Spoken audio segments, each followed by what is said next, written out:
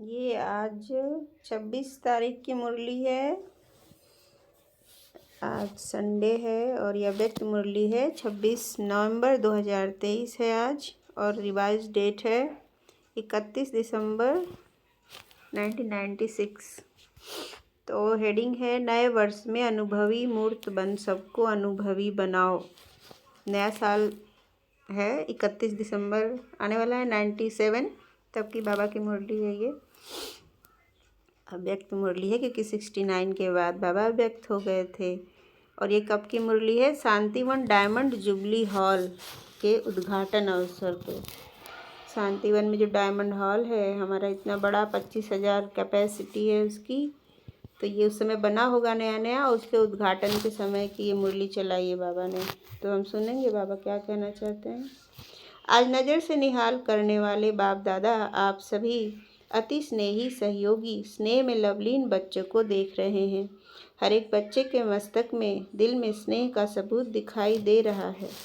जो समझते हैं कि हम 16,000 में हैं, वो दादियों को अपनी चिट्ठी लिख कर देना कि मैं 16,000 में हूँ या 108 में, फिर दादियाँ पास करेंगी।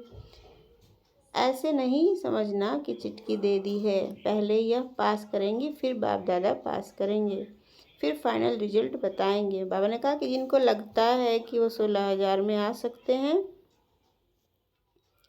तो वो क्या करेंगे, चिट्ठी लिख के दे देंगे। लेकिन बाबा ने फिर कहा कि उसके बावजूद भी जब दादियों को लगेगा कि हाँ इसका पुरुषार्थ है, ये बन सकता है, ये हो सकता है, तो दादियाँ पास करेंगे और फिर बाबा पास करेंगे, तब समझा जाएगा कि हाँ आप 16,000 में या 108 में आ सकते हैं। आप ये नहीं कि मैंने लिख के दे दिया मतलब मेरा 100% फाइनल हो गया कि मैं तो आऊँगा, है ना। तो बाबा ये कह रहे हैं कि पास होगा तब पता चलेगा ना।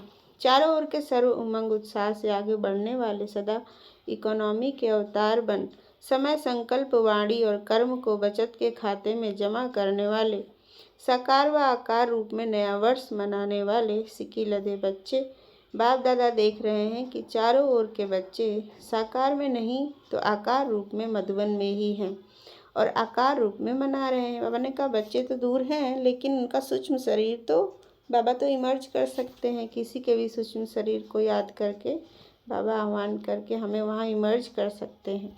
तो बाबा ने कहा कि वैसे भी अव्यक्त बाबा मिलन वाले दिन तो सभी बच्चे मन से दिल से बाबा के पास ही रहते हैं, बाबा से कनेक्टेड रहते हैं, मधुबन की याद आती है, तो बाबा हम सबको वहाँ इमर्ज करते ही हैं। तो बाबा ने कहा कि आकार रूप में तो सभी हैं। सभी को बाप दादा नए वर्ष की शांतिवन के स्थापना की मुबारक और याद प्यार दे रहे हैं।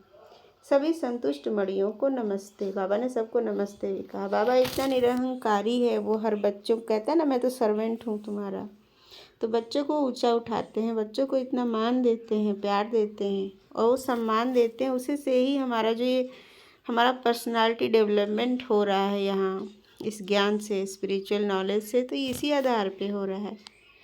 क्योंकि हमने तो अपने आप को ब्लेम किया है, गिल्ट फील किया है, फिर हम जीवन में असफल होते हैं तो खुद को ही कोसते हैं, हम गलत हैं गलत हैं। तो कहते हैं ना जिसको जो बोलते जाओ वही बनता जाता है। तो बाबा ने आके हमें अच्छे सम्मान दिए, मीठे बच्चे तुम देवता हो, तुम ही हो इस विश्व के राजा बनोगे, प्रकृति जीत बनोगे।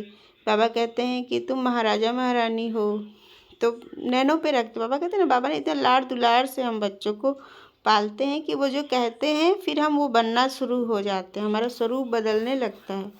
तो बाबा इतना रिस्पेक्ट देता है, हमें प्यार देता है, और वही हमें धारण करना है ताकि हम भी एक दूसरे को उतना ही प्यार उतना ही रिस्पेक्ट दे सकें। जब हमारे अंदर वो ऊर्जा होगी ना तो स्वतः ही हम भी दूसरों को दे सकेंगे। कहते जैसे कि जिसके पास जो है मोमबत्ती को जलाया, अग्नि है, ज्वाला जल रही है, तो आसपास उजाला स्वतः ही हो जाता है ना। वैसे ही जब हमारे आत्मा की ज्योत जलती है, बाबा जलाता है, तो फिर हमारे आसपास के लोगों को भी उस प्रकाश मिलता है और अपने आप ही उनके अंदर भी परिवर्तन, उनके अंदर का अंधकार भी दूर होता जाता है। आज बाबा ने वरदान में कहा है कि शॉर्ट में मुरली है, फुल नहीं है, तो इतना ही हम रिवाइज कर लेते हैं। सुबह में तो पढ़ा ही था पूरा। वरदान में बाबा ने कहा अपने आदि अनादि स्वरूप की स्मृति द्वारा सर्व बंधनों को समाप्त करने वाले बंधन मुक्त स्वतंत्र भव। हमें आज स्मृति रखनी है कि हम आदि अनादि यानी हम परम धाम में बैठे हैं। फिर तो सब इस शरीर से भी छूट गए और यहाँ की परेशानियों से भी छूट गए, जो हमें रोज़ निरंतर कुछ न कुछ परेशानी आती है। कभी शरीर की बीमारियाँ, कभी संबंधों में टकराव, कभी लगता है कि हम अपनी जिम्मेदारी नहीं निभा रहे हैं, कभी लोगों को हम समझ नहीं पा रहे हैं या लोग हमें नहीं समझ पा रहे। तो ये कब तक है? जब यहाँ है। अगर हमें समझ में आ जाए कि ये खेल ख़त्म हुआ और हम परम धाम चले गए तो हम स्वतंत्र हो गए ना, तो वो स्मृति में रहेगा। तो ये खेल जैसा दिखेगा हमारे आसपास जो कुछ हो रहा है, उसका ज़्यादा दबाव हम अपनी आत्मा पे बोझ महसूस नहीं करेंगे, उसको खेल की तरह देखना शुरू करेंगे। तो बाबा ने कहा कि आत्मा का आदि अनादि स्वरूप स्वतंत्र है, मालिक है। यह तो पीछे परतंत्र बनी है, इसलिए अपने आदि और अनादि स्वरूप को स्मृति में रख बंधन मुक्त बनो। मन का भी बंधन ना हो। अगर मन का भी बंधन होगा तो वह बंधन और बंधनों को ले आएगा।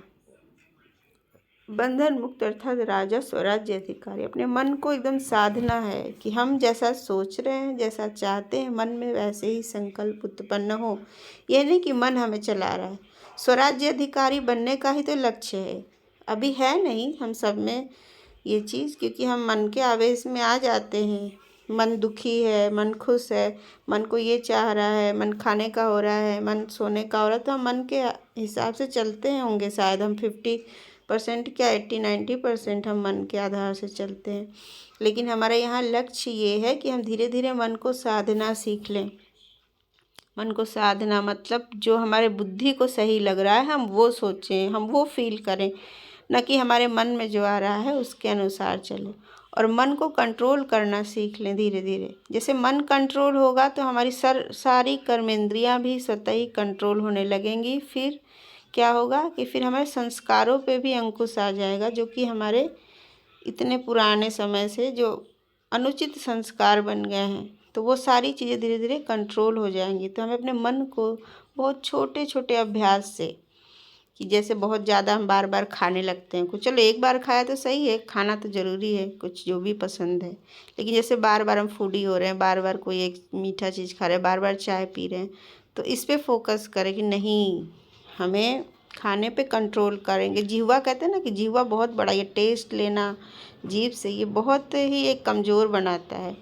इसको तो सीधा ही काम विकार से जोड़ा जाता है कि अगर टेस्ट लेने का अगर है आपके अंदर, मतलब आपके अंदर काम विकार तो है ही है। आपके अंदर है, काम जीत नहीं बने हो आप, आपके 5 विकार हैं आपके अंदर, काम क्रोध मोह लोभ सब है। तो हमें इस तरह से अभ्यास करना है कि हम अपने मन को कंट्रोल करना सीखें। फिर समय पे जागना। अब जो भी मर्यादाएं हैं, हमारे श्रीमत है अमृत वेला, उसमें भी आलसी नहीं बने। क्लास में पूरे दिन का अभ्यास, स्वमान का अभ्यास, ज्ञान मनन चिंतन, तो इसमें हमारा बुद्धि लगे ना कि बाहरी व्यर्थ आकर्षणों में लगे। तो यहाँ भी मन को अंकुश लगाना है कि हमारा समय पुरुषार्थ में सफल हो। इस तरह से हम मन को अंकुश करेंगे तो बाकी सारी चीज़ें भी धीरे धीरे कंट्रोल में आएंगी। तो बाबा ने कहा कि पीछे ही परतंत्र बनी है, इसलिए अपने आदि और अनादि स्वरूप को स्मृति में रख बंधन मुक्त बनो। मन का भी बंधन ना हो। अगर मन का भी बंधन होगा तो वह बंधन और बंधनों को ले आएगा। तो सबसे पहले मन पे नियंत्रण, बार बार नहीं, जो मन में आता है वही करना शुरू कर देते हैं ना, संस्कार बन जाता है।